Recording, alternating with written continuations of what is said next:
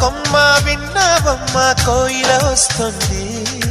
విన్నానమ్మా తీయని వేణువు రమ్మను పిలుపులని. నాటు దుత్తి దుక్కుతాన దుత్తి తాకు తాకుతాన నాటు దుత్తి